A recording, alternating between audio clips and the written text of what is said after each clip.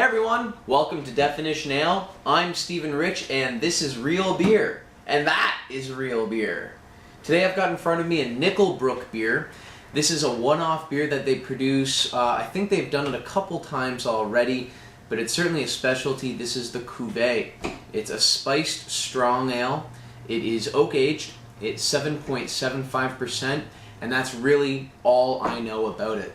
I don't know what type of oak they're using to age it. I don't know how long it spends in the oak. I don't know what the malt character is like. This is my first time with this beer, so we're just going to jump right into it and see what it's like.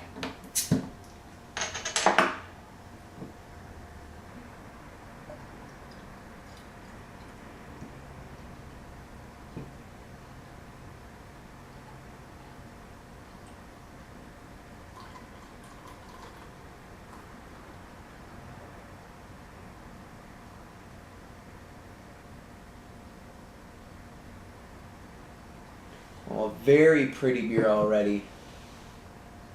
This has got a nice kind of opaque color going through it. It's nice and like golden caramel, red, mahogany. It's actually got like really pink kind of glowing hues through it. Really pretty. The head is nice and dense. It's kind of off-white eggshell, a little ecru maybe. Very tight bubbles, very creamy. It's not very transparent. It's nice and foggy. Leads me to believe that it's not been filtered, which is perfect and appropriate for the style. Very nice looking. Ooh, the nose is interesting. The nose is malt forward. There's not a lot of hops on here. It's sweet. I'm getting a lot of biscuit, a lot of sweet bread-like character. A little bit of spicing. Maybe touches of cinnamon and clove. There's almost like a peppercorn sensation in there, but it's still kind of sweet, not really dark and spicy and peppery.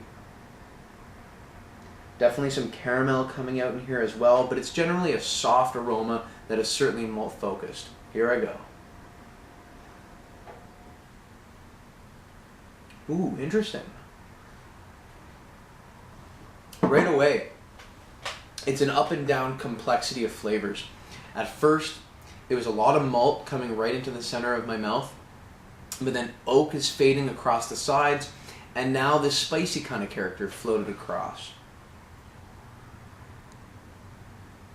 There's a tart, kind of fruity sensation that's showing off like a raspberry, almost dark cherry, maybe like not blueberry, like a dark berry kind of sensation, a little bit sweet, a little bit tart at the same time, kind of leaning into that vanilla oak kind of sensation.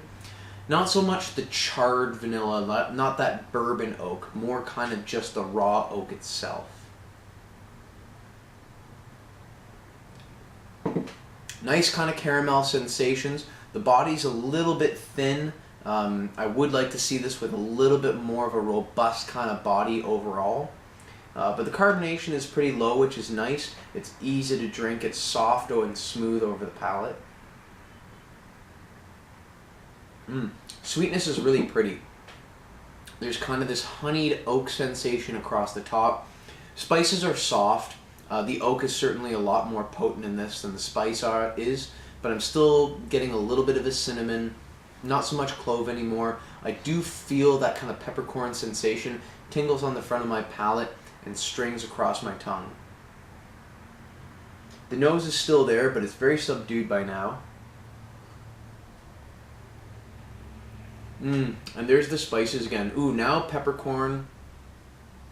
Getting something else in here, maybe a nutmeggy kind of sensation, but the oak is always there, and this kind of sweet, lightly tart into fruit and cherry kind of sensation is also always there.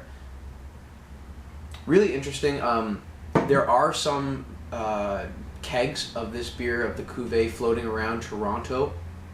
I don't know how long they're going to be available for, but if you see one, seek it out. I'm really interested to see what this is like on draft versus cask versus this bottle.